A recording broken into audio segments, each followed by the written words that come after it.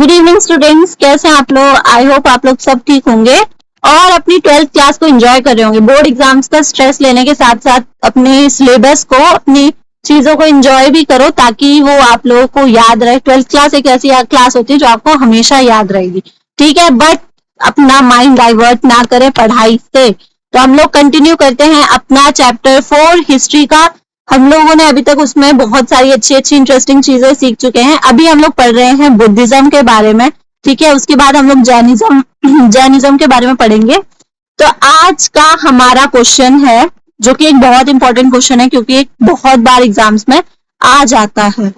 The Buddhism rapidly grew during and after the lifetime of Gautam Buddha. मैं आपको दोबारा याद दिला दूं कि साथ साथ में नोट्स बनाते चलिए क्योंकि आपके काम आएंगे। आप बार बार तो यूट्यूब से या नेट से नहीं पढ़ सकते हैं, ठीक है? तो इसके लिए नोट्स बनाते चले।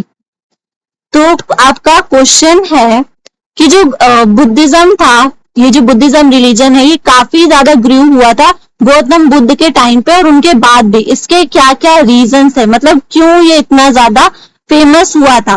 तो मैं आपको एक एक रीजन करके बताऊंगी, ठीक है? आप लोग इसको अच्छे से समझना, ध्यान से समझना, क्योंकि ये बहुत इंपॉर्टेंट क्वेश्चन है, बहुत बार ये एग्जाम्स में आता रहता है।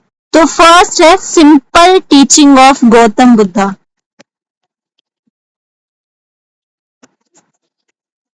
जो गौतम बुद्ध थे उनकी टीचिंग्स काफी ज्यादा सिंपल थी। आपने पिछली क्लास में गौतम बुद्ध की टीचिंग्स को देखा होगा, ठीक है?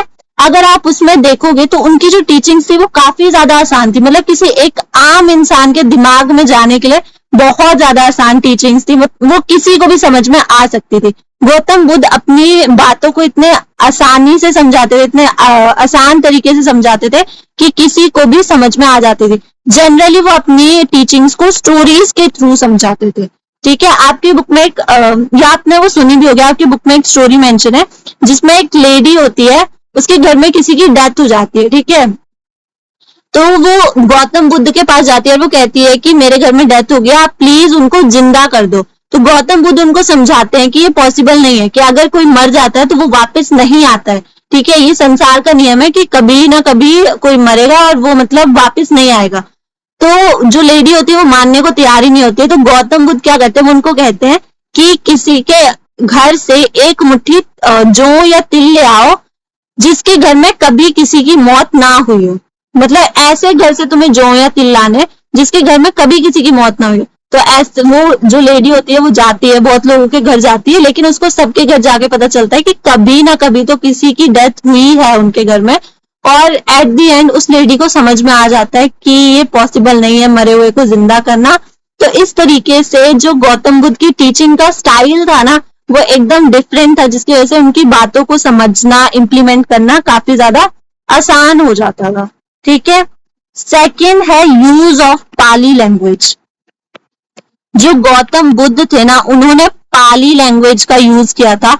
उस टाइम पे पाली, प्राकृत और संस्कृत लैंग्वेजेस थी। संस्कृत, ज्यादातर जो टीचर्स होते थे वो संस्कृत लैंग्वेज में बात करते थे, संस्कृत लैंग्वेज को बताते थे। बट जो संस्कृत लैंग्वेज है वो आम लोगों की भाषा नहीं थी, उसको सिर्फ ब्राह्मण से समझ पाते थे। जो आम लोग होते थे वो सिर्फ पाली और प्राकृत समझ पाते थे। तो गौतम बुद्ध की बात जो है वो आम लोगों तक पहुंचे, इसके लिए वो पाली या प्राकृत लैंग्वेज का यूज करते थे, ठीक है? थर्ड पॉइंट है कि जो गौतम बुद्ध का रिलीजन था ना, वो काफी ज्यादा सिंपल रिलीजन था। इसमें कुछ आइडियल वर्शिप नहीं था, किसी का पूजा पाठ नहीं था, कुछ भी, मतलब कोई रूल्स एंड रेगुलेशंस नहीं थे। बस इतना था कि लोगों को नॉन वायलेंस नहीं करना था, ब्रदरहुड को प्रमोट करना था, लड़ाई झगड़ा नहीं करना था, बस। इसमें और कुछ भी नहीं था। तो उस टाइम पे ये जो रिलीजन था ना, ये काफी ज्यादा सिंपल था। और लोग जो थे ना उस टाइम पे परेशान थे ब्राह्मणों से, क्योंकि ब्राह्मणों ने उस टाइम पे बहुत सिर में दर्द करके रखा था, नए नए रूल्स निकालते रहते थे वो, जिसकी वजह से आम लोग काफी ज्यादा परेशान थे। और वहां पे अगर उनको एक ऑप्शन मिला था बुद्धिज्म, जो कि काफी ज्यादा इजी था, जिसको फॉलो करना बहुत ज्यादा इजी था, ठीक है? तो बहुत सारे हिंदू धर्म के लोग जो थे वो बुद्धिज्म की तरफ शिफ्ट हो गए थे। फिर आता है फोर्थ पॉइंट, जो बुद्धिज्म है वो इक्वालिटी पर बेस्ड था। Buddhism based on principle of equality. जो बुद्धिज्म था ना, वो इक्वालिटी में बिलीव करता था। वो भेदभाव नहीं करता था कि ये अमीर है या गरीब है, या ये कास्ट है या वो कास्ट है। बुद्धिज्म ने हर वर्ग के लोगों को अपनाया था, हर कास्ट के लोगों को अपने अंदर इंक्लूड किया था। ठीक है, तो उस टाइम पे लोग कास्ट सिस्टम से बहुत ज्यादा परेशान थे, इनइक्वालिटी से काफी ज्यादा परेशान थे। तो बुद्धिज्म वो ऑप्शन था जिसने उन्हें इक्वालिटी दी थी। ठीक है, फिर आता है कंट्रीब्यूशन ऑफ संघ। संघ जो है वो एक ग्रुप था जहां पे लोगों को अलग अलग चीजें सिखाई जाती थी, अलग अलग चीजों के बारे में बताया जाता था। लोग यहाँ पे डिबेट कर सकते थे, डिस्कशन कर सकते थे। मतलब संघ एक ऐसी जगह होती थी जहां पर लोगों को हर तरह की आजादी होती थी। ठीक है, तो बहुत सारे लोग जो थे वो बाद में संघ से जुड़ गए थे। और यहाँ जो हिंदू धर्म था ना, उस टाइम पे लोगों को ये आजादी नहीं होती थी कि वो ब्राह्मणों से सवाल करे या ब्राह्मणों के खिलाफ आवाज उठाए। बट बुद्धिज्म में लोगों को ये आजादी दी जा रही थी कि उनसे कोई भी सवाल कर सकता था, कोई भी डिस्कशन कर सकता था। मतलब उनको पूरी आजादी थी वहां पे। सिक्स पॉइंट है रॉयल पैट्रोनेज। बहुत सारे राजा महाराजा भी जुड़े थे बुद्धिज्म से। जैसे कि एग्जाम्पल के लिए आप ले सकते हो कनिष्क।